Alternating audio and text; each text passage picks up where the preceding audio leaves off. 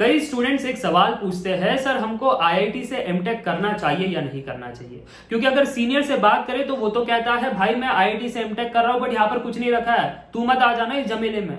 और अगर वही हम कोचिंग वालों से पूछे तो वो तो कहते हैं यार तुमको अगर एमटेक करना है तो एक ही सपना बनाना, आईआईटी या आईआईएससी, और कहीं सा एमटेक मत करना, नहीं तो कोई बेनिफिट नहीं है। हाँ बट अगर आप आईआईटी या आईआईएससी से करोगे तो जिंदगी सेट हो जाएगी। तो किसका सुने, क्या है सच्चाई? कोई बताने को रेडी नहीं है। कोई पॉजिटिव पॉइंट्स बताता है, कोई सिर्फ नेगेटिव पॉइंट्स बताता है, बट सारी बातें कोई नहीं बताता। इस वीडियो में मैं सारी बातें बताने वाला हूँ, पॉजिटिव एंड नेगेटिव। तो यहाँ पर कोई फिल्टर नहीं होगा, it would be a rough and a raw talk. तो अगर आपको सुनना है सच्चाई तभी आप ये वीडियो पूरा देखना। जो बच्चे ये कहते हैं, जो एमटेक में चले गए हैं, आईआईटी से एमटेक कर रहे हैं और वो कह रहे हैं कि एमटेक करके कुछ नहीं रखा है, वो सही कह रहे हैं। क्योंकि वही बच्चे जब बीटेक में थे ना उन्होंने ढंग से पढ़ाई की, ना अच्छे प्रोजेक्ट्स बनाए, ना अपने आप पर काम किया, ना प्रॉब्लम सॉल्व किए, ना कहीं कोई कंपनी के प्रोजेक्ट्स उन्होंने बनाए हैं।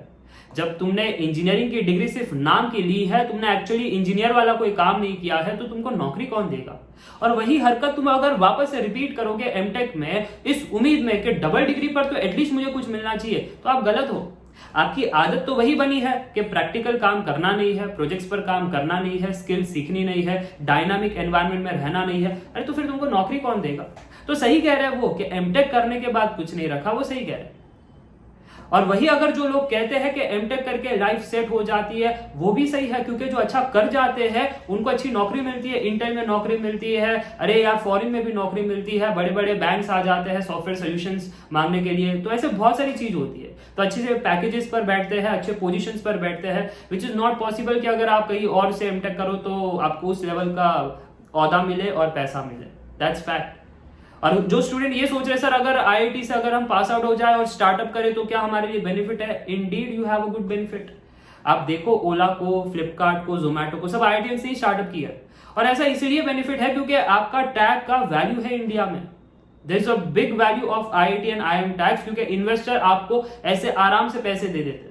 और वही अगर आप आईआईटी आईएम टैग से नहीं हो तो आपको ज्यादा संघर्ष करना पड़ता है, बहुत साल काम करना पड़ता है, ब्रांड वैल्यू क्रिएट करनी पड़ती है। अगर आप स्टार्टअप की बात कर रहे हो तो बहुत ज्यादा आपको एफर्ट करना पड़ता है, तब जा करके आपकी कुछ मार्केट प्लेस में वैल्यू बनती है।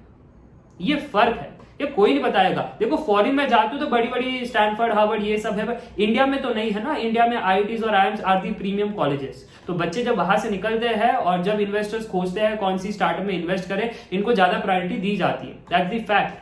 ओके, तो ये आपको समझना है कि आपकी वैल्यू है। अगर आप स्टार्टअप नहीं करना चाहते हो, नौकरी करना चाहते हो, तो वहां पर भी है। आप रेज्यूमे पुट करो, सबसे पहले प्रायोरिटी आपको दी जाएगी, बाकियों को लास्ट में दिया जाएगा। तुम हो किधर से, तुम XYZ से, तुम रुको जरा, वेटिंग में रखो। इनको पहले एंटरटेन करते, इनका देख लेते किसमें क्या दम है, अगर है तो जाओ नौकरी करो।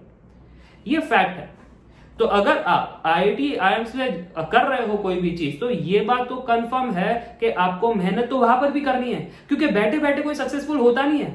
अब ये सोच रहे हो सर मुझे सफल होना है, बस मैं सिर्फ गेट एग्जाम क्रैक करूं, मैं आईआईटी में चला जाऊं, मैं सफल हो जाऊंगा। गलत सोच है आपकी, जो कोचिंग वाले नहीं बताते। क्योंकि कोचिंग का तो काम ही है कि रिजल्ट बता दो कि गेट के इतने रैंकर आ गए, हमने ये प्रोड्यूस किए। अब उनमें से हर एक लोग तो नहीं जाता ना प्रीमियम कंपनी में काम करने के लिए, हर एक लोग तो नहीं जाते ना आईआईटीज में या फिर बड़ी बड़ी पीएसयूज में। ठीक है, तो कोचिंग वालों का काम है सिर्फ रिजल्ट बताएंगे कि हमने रैंकर्स प्रोड्यूस किए, बट वो सच्चाई नहीं है। ठीक है, सिर्फ रैंक लेकर आना this is not end of the life. Rank लेकर आना is the start of the life. दरवाजे फिर उसके बाद खुलेंगे। रिसर्च करना है या एमटेक करना है, पीएसयू करना है या टीचिंग करना है या कुछ अदर प्लान है आपके, दरवाजे वहां से खुलेंगे, वो एंड नहीं है। कोचिंग वाले उसको एंड बता देते हैं, तो गलती वहां पर है उनकी, इसलिए आप कंफ्यूज रहते हो।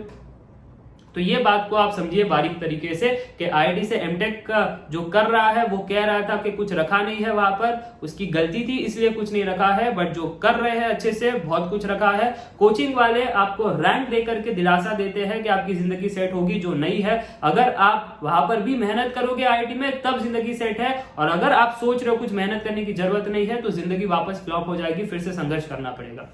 तो ये थी कंप्लीट ट्रूथ।